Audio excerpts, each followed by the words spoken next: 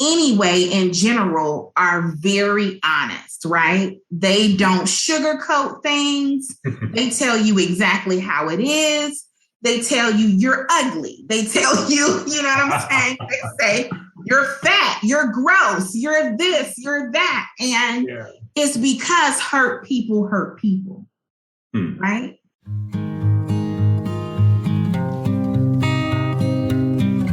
Welcome to Protect, Suicide Prevention Training Podcast for healthcare professionals. I'm Manan, consultant psychiatrist, founder, and head of faculty at Progress Guide.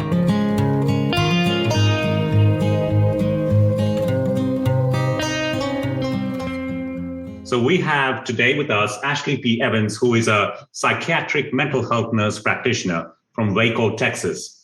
And Ashley and I got chatting over LinkedIn, actually, and kind of talking about mental health care.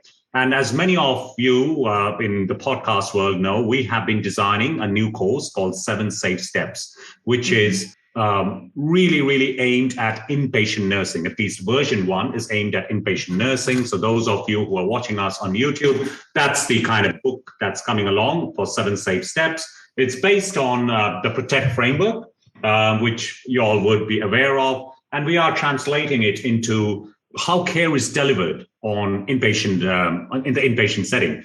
And Ashley is an experienced inpatient nurse.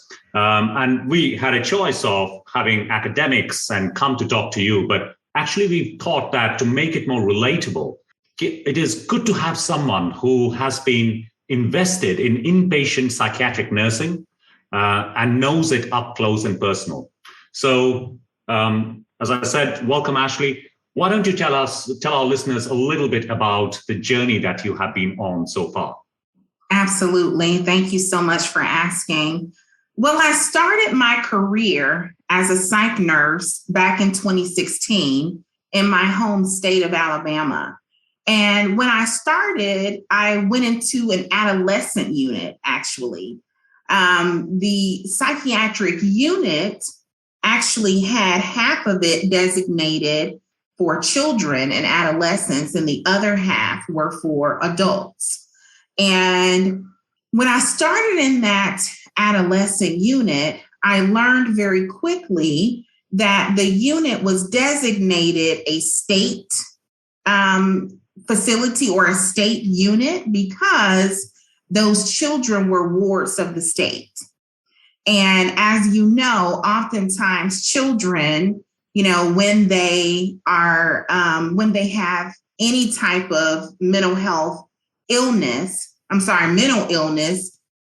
they've been through lots of adverse childhood experiences, you know, and very traumatic events. So that was my first experience in psych. And I'm so glad that I got the experience in the adolescent side of it, you know, initially, because I came to understand that they are so much like, they have so many similarities as it relates to adults. You know, the common denominator among adolescents and adults who experience mental illnesses is this feeling of shame, embarrassment, stigma, feeling worthless, feeling useless, feeling like they're not enough. You know, they just battle these false narratives. And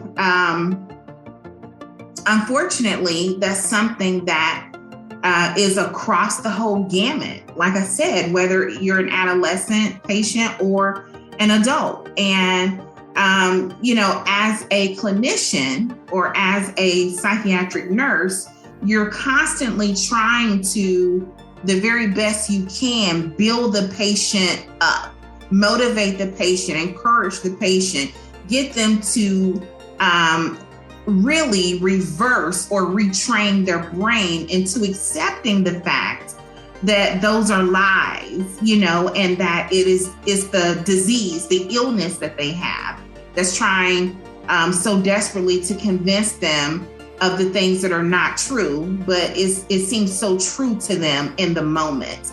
And because of that, it leads them to behave in ways that sometimes they can't control. Yeah, and as an adult psychiatrist, we are often dealing with things that started back in childhood or in adolescence, and we are seeing the fallout of that in their 20s and 30s Absolutely. and 40s even. So that's a great start to a career, kind of, getting to know kind of adolescents and the struggles they have. And I actually kind of have a lot of respect for child and adolescent psychiatrists and psychiatric nurses, because sometimes what they do in that space can make or break lives. Absolutely. And I agree with you. And the reason why I said I'm so glad that I got that experience is because if you can work in psych for an adolescent unit, you can work anywhere. And the reason why I say that is because of this. Kids, anyway, in general, are very honest, right? They don't sugarcoat things. They tell you exactly how it is. They tell you you're ugly. They tell you, you know what I'm saying? They say you're fat, you're gross, you're this, you're that. And it's because hurt people, right? And you're there day after day. You show up shift after shift because not only is it your job, but because you love what you do and because you cherish, these patient relationships. You cherish that therapeutic alliance, and you cherish the fact that you're showing up on a daily basis literally changes their lives, because what they're used to are people who walk out. What they're used to are people who talk to them that way. You're fat, you're ugly, you're this, you're that. And so they spew that same rhetoric that has been spewed to them. And they think that is going to make you hate them, right? Because that's what they felt. They felt hate for whoever did that to them. But what it does for a person who understands what they're doing, it makes them want to help them even more.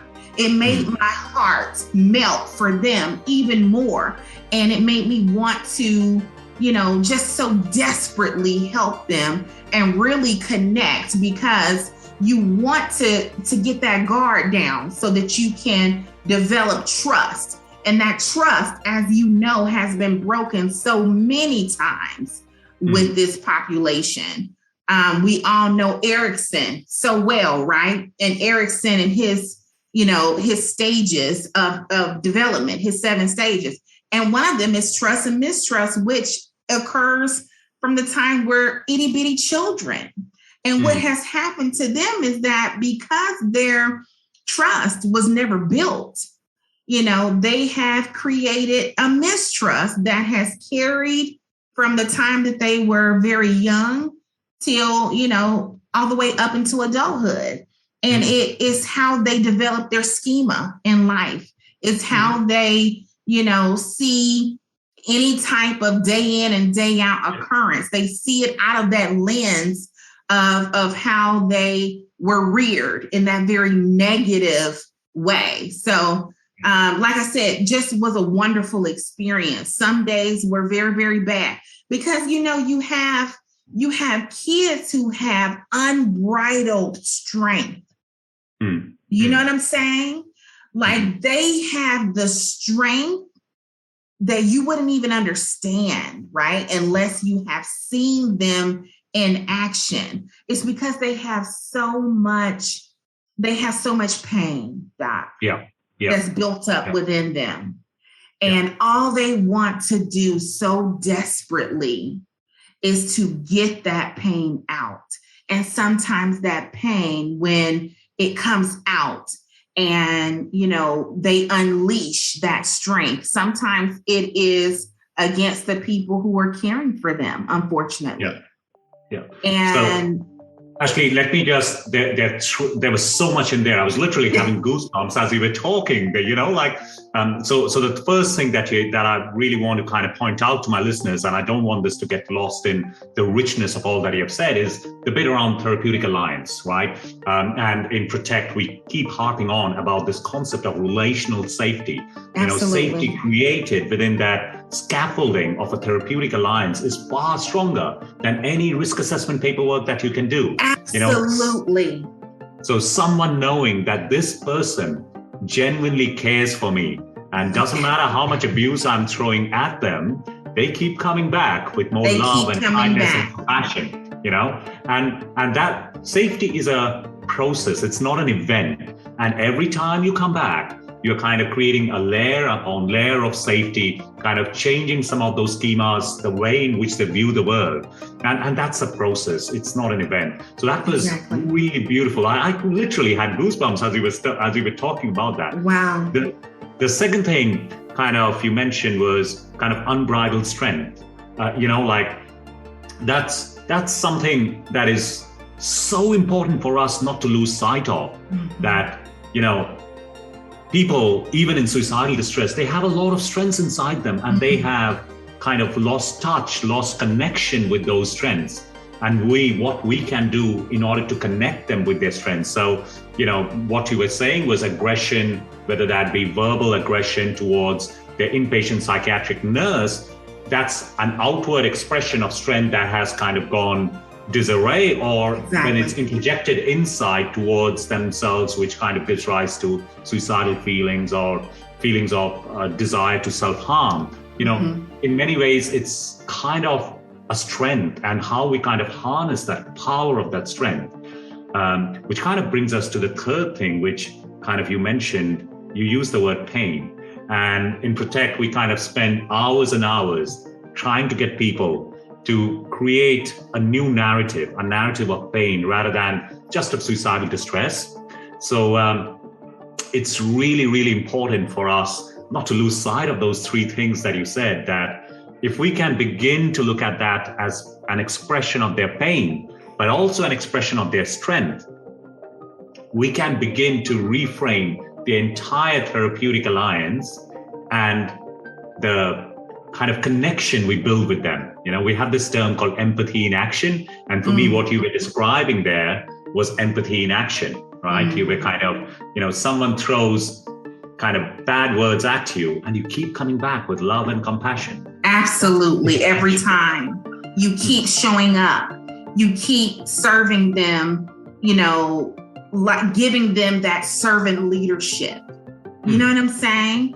You give them love in terms of service. And you do it because it's beyond a job. Yeah. It's beyond a career. It's called love. It's called caring. It's called empathy. It's called, being the difference. Yeah. In the life of someone else. This thing about it's more than a job. We cannot have mental health care is a calling. I remember in the final year of med school, I fell in love with psychiatry, and I've never worked a day since. I love it. Because, this is where I make a difference. At home, I sleep.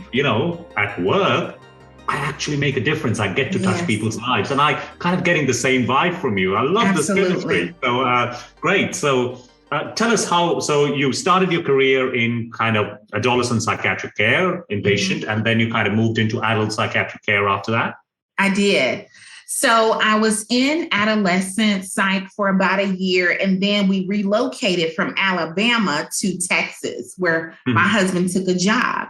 And so I was lucky enough and blessed enough to be able to get on with the VA, where I've been since 2017. And as you know, the VA, we treat veterans, right? So people who have been in the military, who have retired, or they just, did their term and they exited, and maybe they have another job right now, but they're a veteran and they'll be a veteran until the day they die, right? And so some of these veterans, as you know, they come back, Doc, and their transition can be, there's an opportunity to improve their transition. Let me just say that. Because they don't know where to go. they come back, and quite frankly, when you go from literally being on the edge of war, literally, into coming back as a civilian, wearing your civvies, having to navigate, not having things sort of set out for you, not having a compass, so to speak, but having to navigate yourself and figure things out. It can be a very scary experience for veterans, especially when you throw into the equation a mental illness that may or may not have been diagnosed when they were in the military. So you have some servicemen who are diagnosed in the military, and many times they discharge. You have some people who are in the military and they are battling their mental illness, and they're doing it quietly. They're doing it secretly. And all the while, this illness is getting worse and worse and worse. And then when they finally get out, and they're transitioning, the illness has gotten so bad that they end up perhaps in an acute psych unit, where I was, right? We saw all kinds of patients in terms of their illnesses, whether it was schizophrenia or bipolar or lots of substance abuse, because as you know, substance abuse and PTSD go hand in hand with each other. And lots of our patients suffer from PTSD as well. The nightmares, the hypervigilance, the, suspiciousness, not being able to trust people, not being able to just be around others. It makes it extremely difficult for veterans to assimilate when they come back to the States, unfortunately. And as I say, they come into the acute patient unit so that they can get some crisis stabilization, so they can get on medication. And you take a man or a woman who is used to displaying, this beautiful strength that they have, right? You take them and you put them on a psych unit where we're there to care for them. And what they feel is such embarrassment. They are failures, quite frankly. They feel like they have done a disservice to their country for having to seek care. I think one of the things that really strikes out to me, Ashley, is firstly, VA as an organization is such a fantastic organization. So I had the opportunity to visit the VA center in Yale, Connecticut. And I was doing a leadership program. I was in Cambridge at that time. I was the director over there. And so, the VA is the closest that we have to the NHS, something that's free at the point of care and point of delivery of care. And it was really nice to see that the work that's going on in VA, and really wish that is something that would be available worldwide, because people who work in the military, in the Army, in the Air Force, not only do they get traumatized by the things they witness, we know that there's so much evidence now, this idea of acquired capability, right? In people who have suicidality, that the fact that if you are exposed over and over to pain and death and dying, it becomes easier to overcome the life force that is inside you. So there's a very strong life force within all of us, this desire to avoid pain and this desire to kind of sustain life. But those who work in the military, because of that repeated exposure, they develop this thing that we call acquired capability, which puts them at really high risk. And then if you kind of think about when they have returned back to their civilian life and they aren't able to fulfill the roles that they normally would, how much perceived burdensomeness they have. It's as if their identity has been stripped away, and if they have been discharged from the military as well, their livelihood has been stripped away. So you kind of put together perceived burdensomeness, a sense of failed belongingness because you're no longer with your mates, you're no longer Absolutely. with community. And then you have this acquired capability, and you can see a perfect storm for these people. Absolutely. PTSD are so at risk to doing something to themselves because that life is no longer worth living for them. So, and they know they have access to lethal means, they know how to use lethal means, right? So the work that you're doing in that space is invaluable. Yeah, you explain that so well.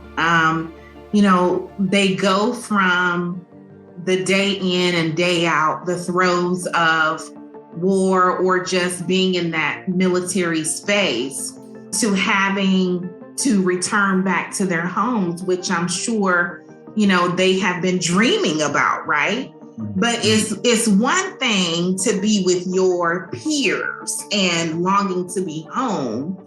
It's another thing to finally be home and feeling like you've abandoned, right? Your peers, that they're the ones who are fighting without you, and that, you should be back with them. And as you said, that identity sort of crisis that they go through, because they start questioning, is it even worth it to be here? I'm not doing what I should be doing. I mean, it's just a false narrative. It really is, because they can no longer, they start really, those symptoms and those signs of PTSD, they start coming to the surface more and more, right? Yeah. They're able to sort of mitigate it and keep it kind of tamped down, if you will, in the military, because they're able to get that strength out in other ways, right? To get that, those behaviors out in other ways, or the aggression out in other ways. But then when you go back to, being in family life, you can't show those same types of, aggressions, and people think that it's okay because it's not, right? And so having to, just turn into a person who's not exhibiting those same things is difficult. And that's when often lands them into the hospital, not even necessarily, automatically in inpatient care, but sometimes, when they are going to see their primary care physician, they'll start talking about those signs and symptoms that they're having.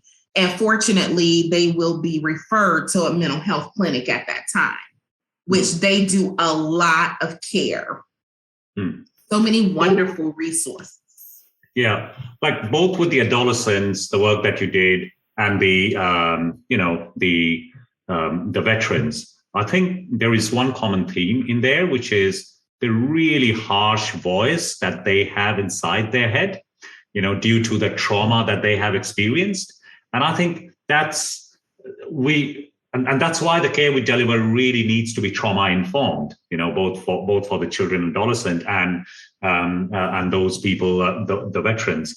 And essentially, kind of, Thomas Joyner, he's a psychologist I admire. He's done a lot of work in the suicide prevention field, and he was the first one to have come up with this. He kind of elaborated this ideation to action framework in suicide, where you have these thoughts and how those thoughts give rise to particular actions that that they can undertake to kind of stop the pain. And of course, interventions like psychopharmacology or psychological work, they can chip away at the pain, but it takes a longer time. Suicide also helps to remedy the pain in that way, in one big swoop, right? And you can see when you come back to a life that you were dreaming will be waiting for you, and it's not there, it feels like a mirage, how within a kind of scope of intense pain, someone can begin to go, whoa, I can't deal with this. They have access to means. They know how to use the means. And then they make an attempt. And I think that's where the work you all are doing is so, so valuable in keeping that ideation to action divide open. All of medicine and surgery is about closing the ideation to action divide. We want to lose weight. I've got a gym membership and never really go to the gym. We want us to take action, right? Here, we don't want people to take action. We want them, they may have the ideation, but we want to give the right interventions through kindness and compassion and reintegrate them back into their lives with which they have lost connection.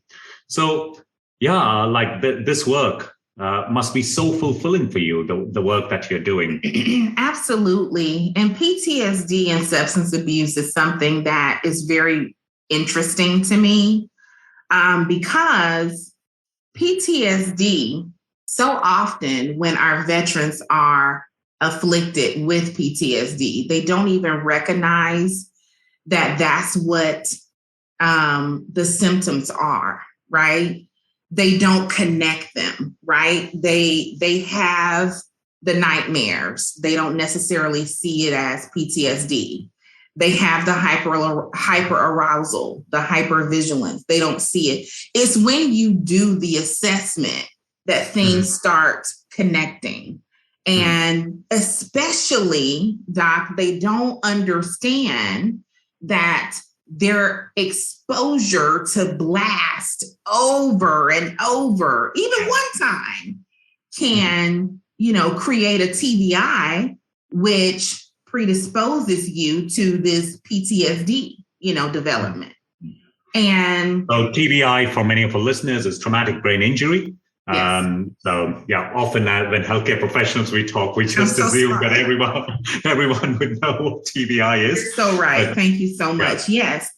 So these are some of the questions that we have to ask our veterans, because when you're going through the list and asking them, do you get really anxious when people walk up behind you? You're trying to ask them the things in a way that they'll be able to recognize really quickly and say, oh yeah, that happens to me. You don't want to say, are you hypervigilant, right? Because they may not, we're the medical professionals. We understand what that is if they get jumpy, right? But what I'm saying is that you have to tease out what has happened to them. Yeah. And sometimes that tease means that they can't tell you any of the symptoms. But when you get to that portion of the assessment where you're asking them, were they ever exposed to any type of TBI? And they say yes. And it's like, there we go. That probably is why you're dealing with the symptoms that you're dealing with now. And then sort of trying to convince them of what their diagnosis is, because they don't necessarily want to accept that they have a mental illness, because, they themselves also understand that this stigma is real, with mental illness. And so they don't want to admit that they have this, they're strong, they are, but we have to retrain their brains and get them to understand that because you have a mental illness does not equate to weakness. Absolutely. It does not. Absolutely. Yeah. And, when you were saying that about the kind of the assessment process and connecting the dots, that's just reminded me of the process in Protect that we follow called guided discovery. So we may have the answers, but it is so important to kind of take a step back and help the person discover the answers as you're going through those questions. So they can accept it more. Exactly. And they can themselves see, that makes sense now. This dot connects with that dot and that dot connects with that dot.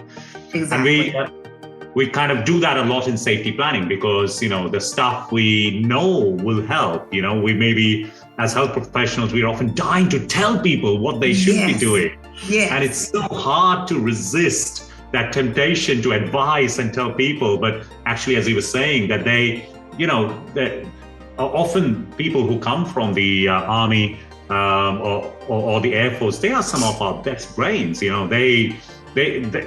how to start, so they can connect the dots. We just need to show them the dots, and the pattern emerges in their brain. And actually, when you kind of see those aha moments, they are so beautiful. Actually, you kind of see that finally it's made sense. I see. Okay, this is what it is.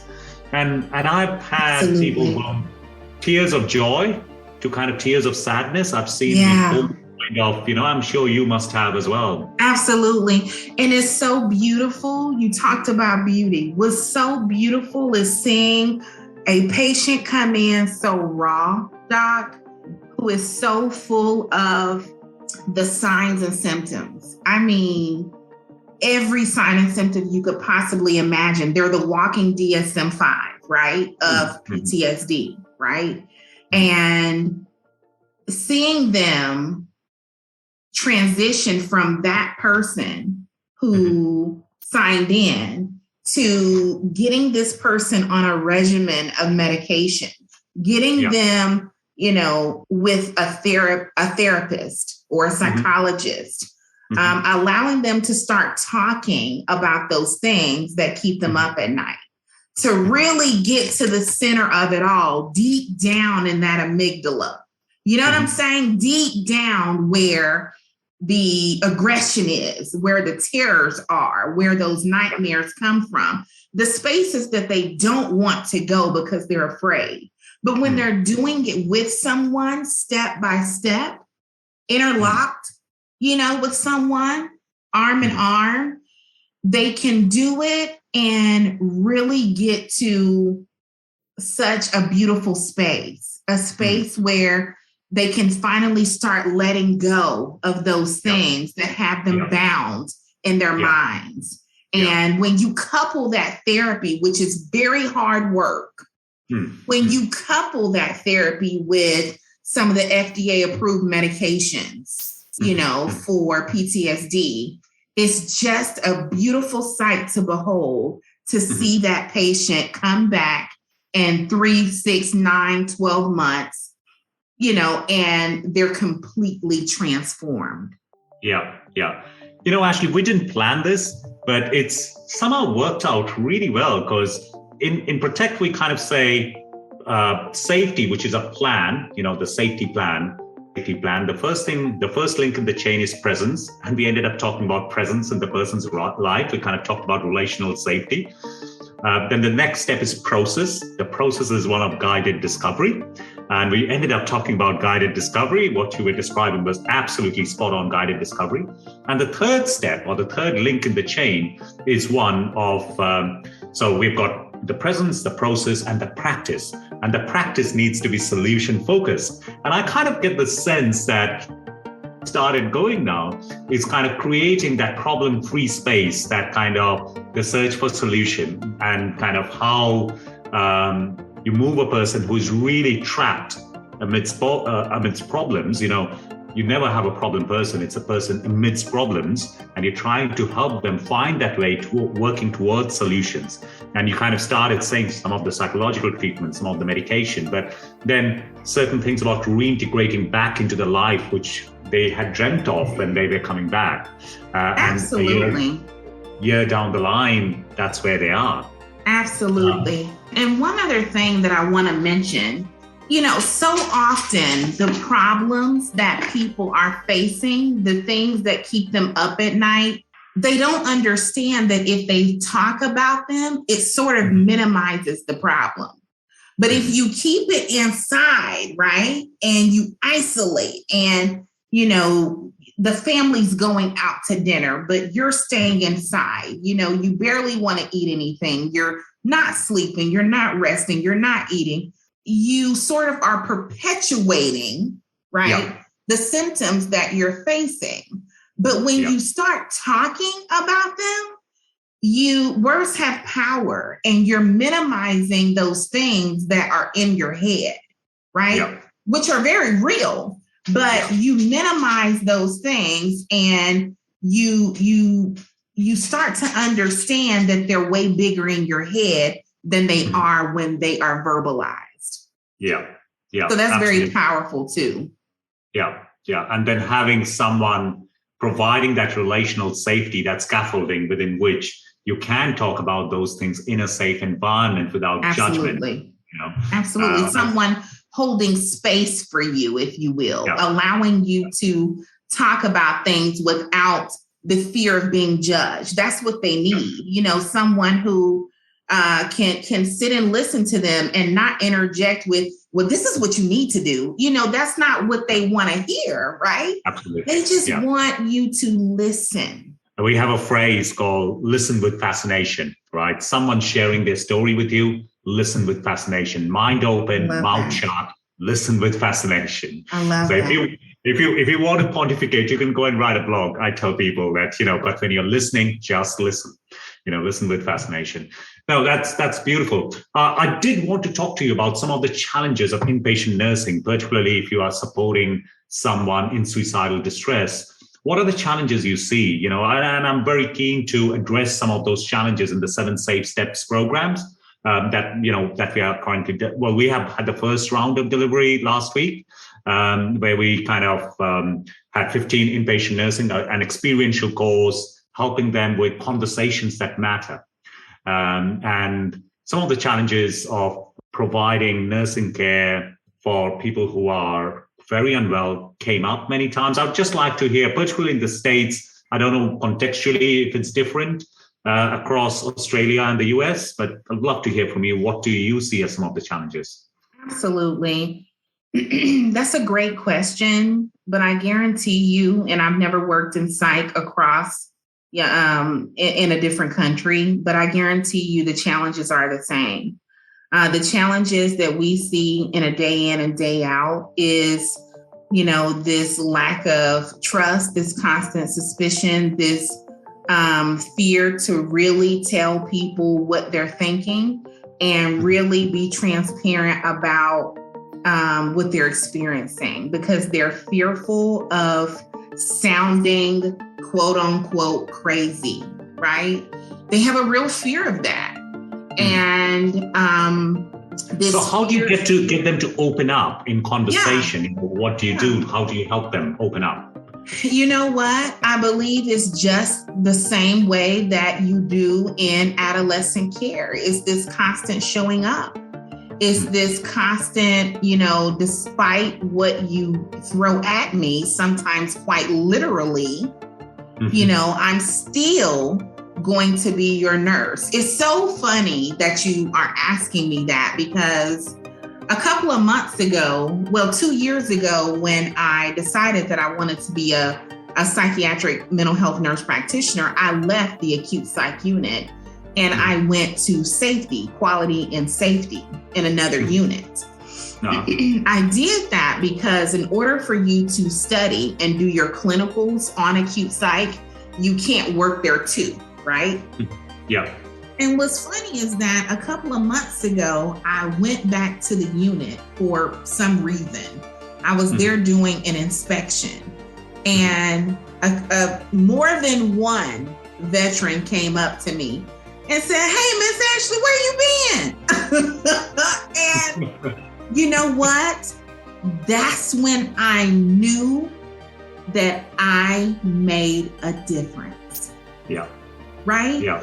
That's when I knew, despite what behaviors they had on the unit and feeling like, what you were saying was not registering, it told me, yes, they are listening. Yes, they know you. They, were hearing you. And, it was so refreshing to me. It's the power of human connection, isn't it? It's the power of human connection. It's powerful. Absolutely. And it's all about these human experiences. And these people, if we weren't making a difference, if they didn't see us come in and day out, then when we left and they saw us again, it would not make a difference to them. It would not mean anything. but this sort of welcoming, like, where have you been kind of thing, it absolutely translated to me, keep going, keep showing how much you care. When you show how much you care, even if people don't receive it, it doesn't mean that it's not actually being received, because you're actually peeling back layer by layer at the person's surface, but they don't know how to receive it or to accept it at the time. It's difficult, right? It is. Especially when you throw in there into the equation, being in the military, having a mental illness, being in a place that you really don't want to be, and, the stigma associated behind it. It really is. It can be very, it can be a lot of anxiety centered around that. Ashley, it was, I was reminded of some of the things that some of my patients have kind of said, that when you come onto a ward, it's almost as if your identity has been stripped out of you.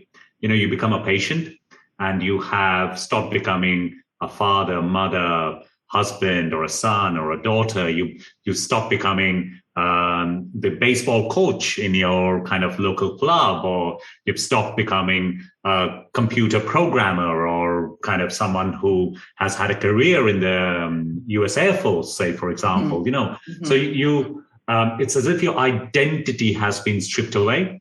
And we've kind of started this thing on our wards where we have these, each of the nurses and even doctors, I have mine as well, up on the wall, a little bit about me with a few things that are not actually work related, right? Like I've got there that I've got 2 teenage children and I love music, but the CD is the only thing that my children would allow me to play, because they won't allow me to sing. So,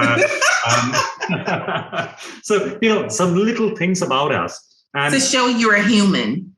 Yeah. And so our hope is that the first conversation we have got in the 7 safe steps is a conversation called What Matters to Me, right? Because often we are obsessed with what's the matter with you. Really, what we need to know is what matters to you. Because if we knew what mattered to you, we would get to the heart of the psychological pain that you're struggling with. And all the symptoms and all that, what's the matter with you will come out automatically. So that first conversation that we are trying to set up in the 7 safe steps, so 7 safe steps is a sequence of 7 conversations, as you know, is kind of the nurse takes the person up to the photo wall and says, hey, this is me. Here's a little bit about me. And now let's get to sit down and get to know you. Let's get to know a little bit about you.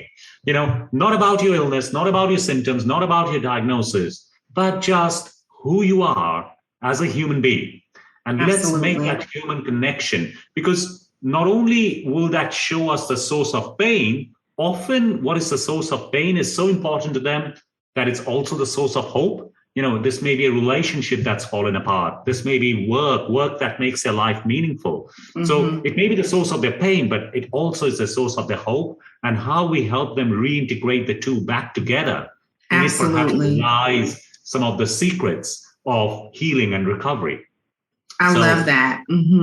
Yeah, I was being reminded of, the stuff that when you were saying about, people come in, they're really suspicious about, what you are going to do or what this institution is about, how you build that connection, that initial connection. And someone, when they go, hey, Miss Ashley, where have you been? That you have connected with them at a human level. And I think inpatient psychiatric nursing is such a privilege, because when you work as an inpatient psychiatrist, you often have to do the things which, the decisions about leave, the decisions that often some of the tough decisions, sometimes it's quite difficult to connect because you are seen as the one who is the re-perpetrator of trauma again. But as a nurse, you can get besides them, right? You can get and connect. And we're really hopeful that kind of the knowledge we are gaining in this conversation will really help us shape 7 safe steps, so that nurses can learn from the passion you have. Absolutely. Keep showing up, keep turning up. Absolutely. It's not a race, right? it's not a race to the finish line.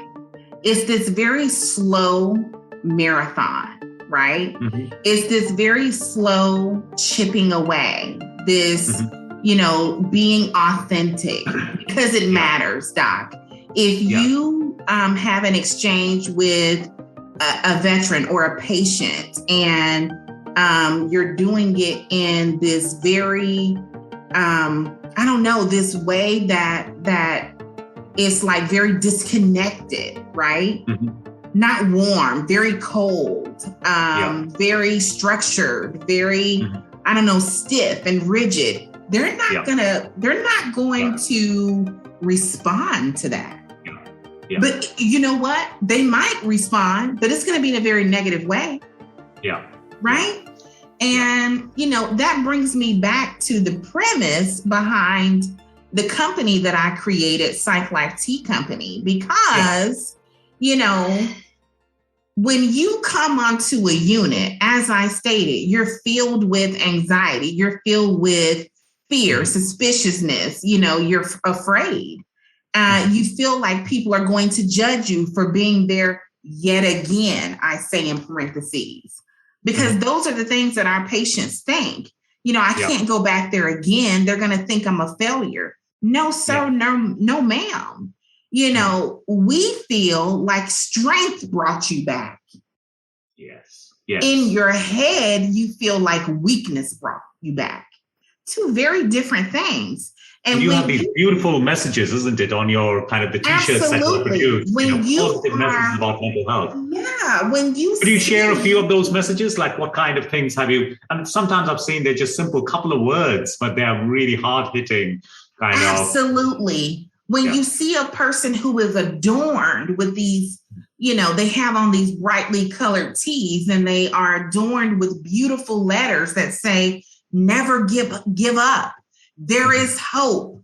We believe in you, try again, reflective practice, because we want you to know that we're going to give you care that is going to be just, that's going to be based on ethics. That's, we believe in you. Mental health matters. When you see those things, I hope that immediately your anxiety comes down.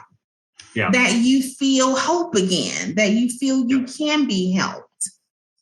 And sometimes, a phrase is more powerful than an essay, a simple phrase. Like I have this book and I've had this for a long time. It just says, don't give up on your daydreams. Oh, right? I love it. Yeah, right. So I write kind of all my thoughts that I have in this book and I keep them here, and and every now and then I'll pick one up and I'll work on it, and a lot of them are random thoughts that I've had. And these thoughts that I've had from people, that I've come into contact with as part of my clinical work. And I learn from them, and I'm learning from them every single day. Absolutely.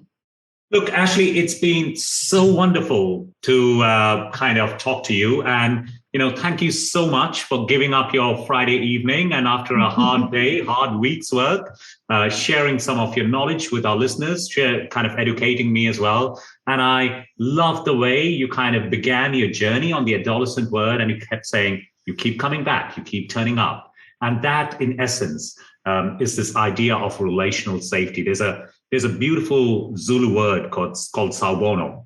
The word means I see you, we see you, me and my ancestors see you. Ancestors see you and your ancestors, your dreams, your hopes, your aspirations.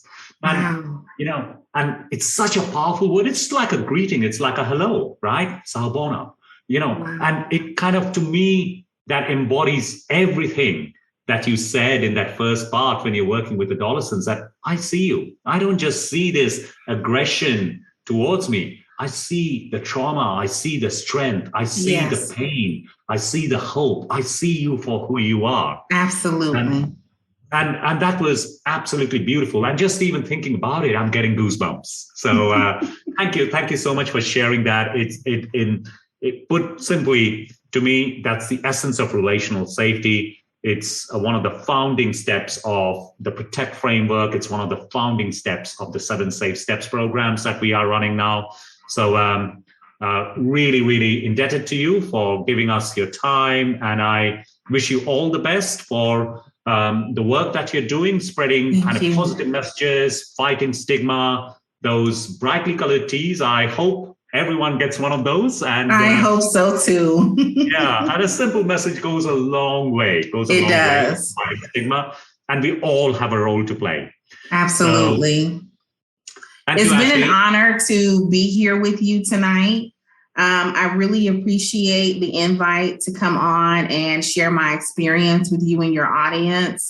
And I, would love to continue to collaborate with you in whatever fashion that, we decide we should collaborate and talk. Synergy is very powerful, right? Yeah. When people combine forces, come together, share their learned experiences, it is very powerful. You can move mountains that way. Mm-hmm. And so I really appreciate reaching quite literally over the ocean to me. And I wish that you continue to have a very successful show as you teach people how important it is for suicide prevention and how important it is to teach the people on the inpatient units, the staff, the 7 steps, the 7 safety steps that you've created. They're just amazing. And I hope that something like that can come to the United States because, where you figure out something works, we've got to share it with everybody, Absolutely. Because that's how we can break down the stigma. So thank you. Yeah. We've been running the podcast for just less than 3 months, 2.5 months. It's already been heard in 42 countries. So it's spreading fast. And thanks to people like yourself, kind of the power of social media. And, this is my passion, my life's work in a way, and I want to get it out there. So I'd like to just end by acknowledging the traditional custodians of the land on which we met today. So I am on Yagara and Turrbal people's land, the lands I live and work on. And you are up there in Texas. I'd like to pay my respect to their elders, past, present, and emerging, and acknowledge their ongoing connection to land, wind, waters, communities.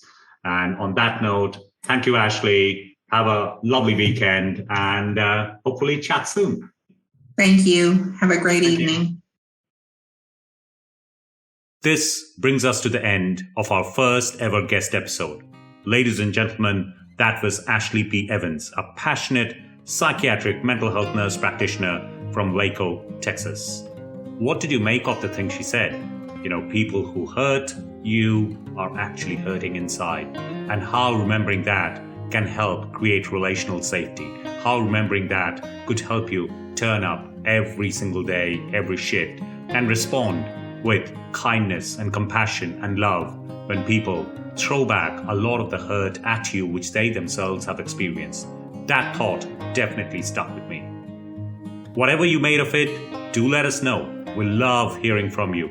Tweet your thoughts about Ashley's talk on #GuideProgress.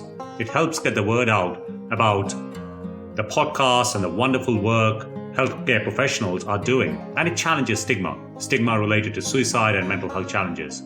You can also email us at admin@progress.guide with your suggestions and comments, particularly if you have questions and want us to cover certain topics in the discussion that we have. If there are particular suggestions about who we should have as guests on our podcast, do let us know. We will continue with the normal episodes of the Protect framework as we carry on. You can access more information at www.progressguide. Of course, you can connect with me on LinkedIn and follow our LinkedIn page by searching on LinkedIn for progress.guide. As I said, we are on Twitter. We are also on YouTube. Our Twitter handle is @guideprogress. As usual, please do follow the podcast. There will be weekly episodes every Friday, and share it with your colleagues. Your ratings will help get the word out, so please don't forget to rate us on Spotify, Apple Podcasts, or Audible, or whichever channel you are listening on. Helping healthcare professionals connect with kindness and compassion and create relational safety with people in distress is an essential step in supporting those who are struggling. Remember, together we can make a difference. Thank you for joining us today and keep spreading the word.